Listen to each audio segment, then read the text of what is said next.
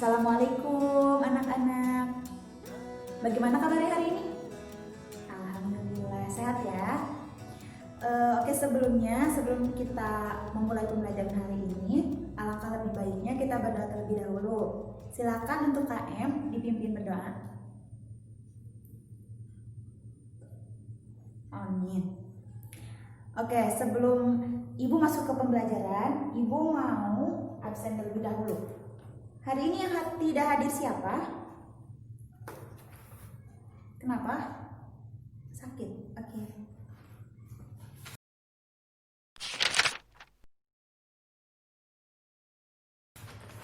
Nah, pembelajaran biologi hari ini yaitu mengenai pertumbuhan dan juga perkembangan. Nah, untuk hari ini Ibu akan membahas yang pertama tentang pertumbuhan dan juga perkembangan dari tumbuhan. Nah, sebelumnya Ibu mau tanya nih, pertumbuhan dan perkembangan. Siapa yang tahu apa pengertian dari pertumbuhan dan juga perkembangan? Boleh angkat tangan. Baik. Oke, betul. Ya. Pertumbuhan tadi benar, pertumbuhan merupakan suatu penambahan jumlah, yaitu bisa dari ukuran dan juga misalkan jumlah suatu sel ya. Baik. Nah, pertumbuhan ini pertumbuhan memiliki dua sifat, yaitu ada kuantitatif dan juga irreversibel. Nah, kuantitatif ini di mana pertumbuhan itu bisa diukur. Contohnya, misalkan tinggi suatu tumbuhan. Suatu tumbuhan itu awalnya misalkan tingginya itu 10 cm. Nah, dia akan tumbuh menjadi 25 cm. Nah, itu contohnya. Sifat yang kedua yaitu irreversible, di mana sifatnya itu tumbuhan tersebut tidak bisa kembali ke kondisi awal. Nah, kayak tadi kan misalkan tumbuhan itu sudah setinggi 25 cm, tidak akan mungkin si tumbuhan kembali menyusut menjadi 10 cm. Nah, itu sifat dari pertumbuhan suatu makhluk hidup ya, suatu tumbuhan contohnya. Selanjutnya itu adalah perkembangan. Tadi benar, perkembangan itu adalah proses menuju pendewasaan. Nah, di mana misalkan pada suatu tumbuhan itu organ reproduksinya itu sudah bisa digunakan ya untuk bereproduksi. Nah, sifat dari perkembangan, nah tadi ada dua juga. Kan tadi di pertumbuhan sifatnya itu kuantitatif dan juga irreversibel, tetapi pada perkembangan sifatnya itu kualitatif dan juga reversibel. Nah, kualitatif sifatnya itu tidak bisa diukur. Nah, suatu perkembangan tumbuhan itu nggak bisa diukur. Nah, untuk yang reversibel, di mana tumbuhan tersebut bisa kembali ke kondisi awal. Contohnya itu pada munculnya bunga. Nah, munculnya bunga pada suatu tumbuhan. Bunga pada suatu tumbuhan akan muncul terus-menerus ya ketika ketika tumbuhan sudah dewasa kan tumbuh bunga dan mereka akan bereproduksi dan jadilah sebuah buah, dan begitu seterusnya siklusnya ya, berulang. Nah, di sini pertumbuhan itu memiliki dua tipe atau dua macam. Coba, yang pertama apa? Oke, pertumbuhan primer, dan yang kedua ada pertumbuhan sekunder.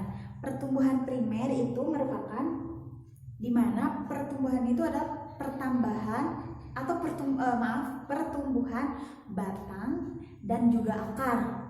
Nah, hal ini menyebabkan di mana tumbuhan tersebut akan menjadi besar dan juga menjadi tinggi, yang mana pertumbuhan primer ini disebabkan oleh meristem apikal. Nah, meristem apikal ini terdapat di mana? Di akar, betul. Selanjutnya yaitu ada pertumbuhan sekunder. Nah, pertumbuhan sekunder ini merupakan pertumbuhan yang dimana menyebabkan suatu tumbuhan itu menjadi lebar dan besar ya, menjadi lebar dan besar. Nah, hal ini disebabkan adanya aktivitas kambium. Ayo, kambium biasanya kita temukan ada di mana? Di batang, betul. Di batang. Nah, Ibu akan gambarkan, lihat. Dalam suatu tumbuhan ada lingkaran-lingkaran seperti ini.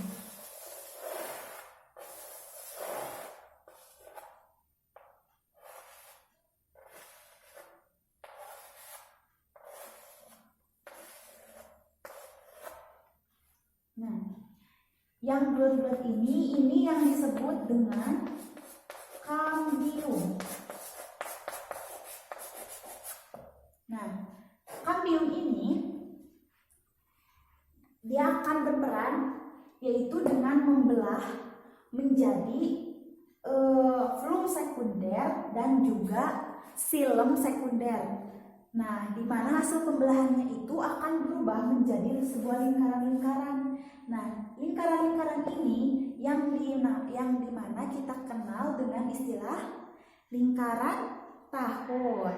Nah, makanya misalkan kita ingin mengetahui suatu usia dari salah satu tumbuhan, nah bisa dilihat dari lingkaran tahun tersebut. Dalam suatu pertumbuhan dikenal juga istilah perkecambahan, ya, perkecambahan. Yang mana perkecambahan merupakan permulaan pertumbuhan embrio di dalam biji. Nah, perkecambahan ini ditandai dengan munculnya radikula menembus kulit biji yang diikuti munculnya plantula atau tanaman kecil dari dalam biji.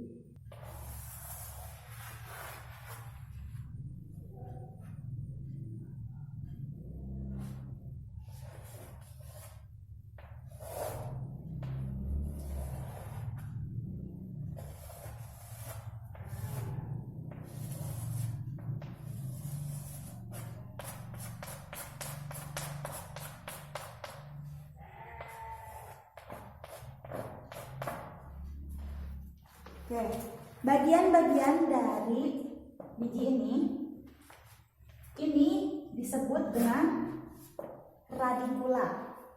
Sedangkan daun kecil ini atau bisa disebut dengan daun muda ini yang dinamakan dengan plumula.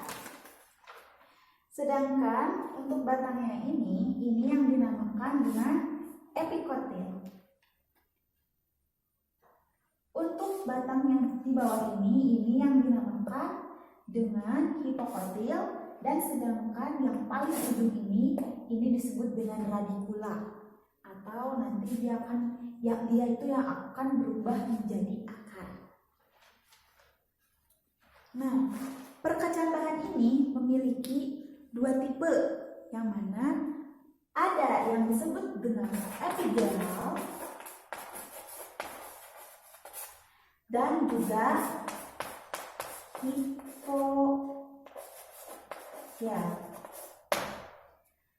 Nah, di sini epigeal merupakan pertumbuhan hipokotil yang memanjang. Nah, di sini hipokotilnya yang memanjang. Tadi hipokotil ada yang sebelah sini. Ini ada hipokotil. Hipokotil memanjang. Kotiledon dan juga plumula muncul di atas permukaan tanah. Contohnya ini seperti ini. Ini tanah. Ini bijinya. Nah, dan ini plumulanya. Nah, ini contoh dari epigeal. Sedangkan untuk hipogeal merupakan pertumbuhan epikotil yang memanjang. Tadi yang epigeal itu hipokotilnya yang memanjang, sedangkan hipogeal itu epikotilnya yang memanjang, sehingga tetap berada di dalam tanah dan plumulanya muncul ke atas permukaan tanah. Contohnya seperti ini.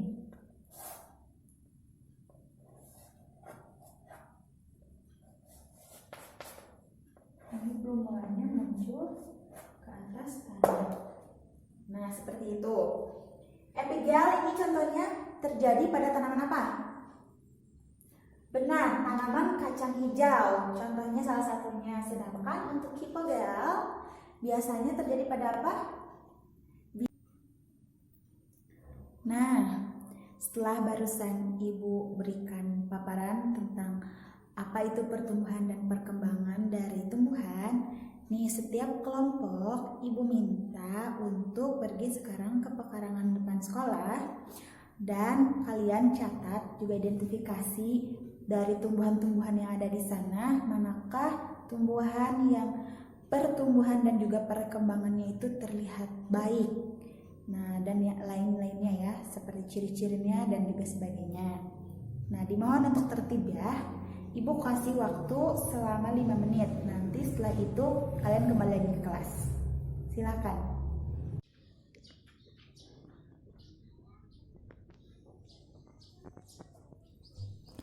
Silakan bagi anak-anak semuanya, coba kalian identifikasi ya dari beberapa tanaman yang ada di sini.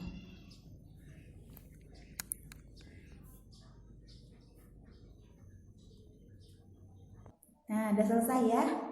Ibu harap setiap kelompok punya catatan masing-masing. Oke, ini ada sedikit materi yang belum Ibu sampaikan terkait pertumbuhan dan perkembangan. Pada pertumbuhan ini memiliki beberapa faktor di mana kenapa dia bisa tumbuh.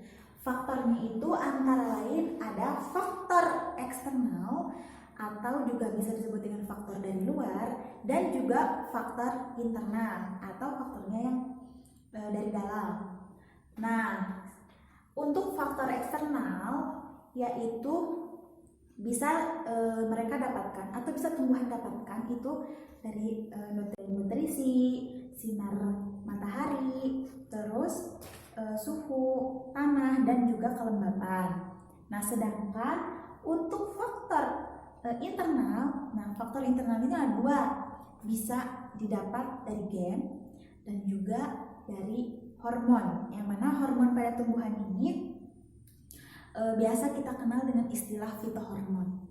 Nah, hormon, bicara tentang hormon pada tumbuhan, hormon ini ada yang memicu pertumbuhan suatu. Nah, hormon yang bisa memicu pertumbuhan itu ada hormon apa? Hormon auksin dan giberelin. Oke, itu salah satunya ya. Sedangkan untuk hormon yang bisa menghambat pertumbuhan itu contohnya apa? Asam absisat, betul. Setelah tadi kita bahas tentang pertumbuhan nih, selanjutnya yang terakhir ada perkembangan awal pada tumbuhan. Nah, pada perkembangan awal tumbuhan itu memiliki beberapa tahap. Yang pertama ada pembelahan sel, dan yang kedua ada morfogenesis, dan yang terakhir ada diferensiasi seluler. Nah, pada tahap pembelahan sel di mana di sini zigot akan membelah berkali-kali sehingga terbentuk jaringan embrional. Nah, selanjutnya yaitu morfogenesis. Nah, morfogenesis ini merupakan perkembangan suatu embrio yang dimana nanti akan berubah menjadi akar, batang, dan juga bagian-bagian dari juga organ-organ pada beberapa tumbuhan ya, pada suatu tumbuhan. Selanjutnya yang terakhir itu ada diferensiasi seluler. Nah, di mana proses ini merupakan proses pembentukan macam-macam jaringan. Nah, sehingga mereka akan membentuk jaringan-jaringan baru ya. Dengan seiring bertambah dewasa, terbentuklah jaringan baru, maka akan memiliki fungsi yang berbeda juga dari jaringan yang sebelumnya.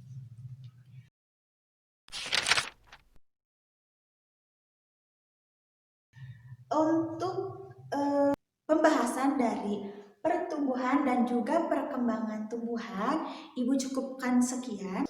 Nah, untuk tugas minggu depan, kalian baca-baca lagi materi tentang pertumbuhan dan perkembangan ya, karena materi selanjutnya yaitu tentang pertumbuhan dan perkembangan hewan ya, atau juga bisa manusia.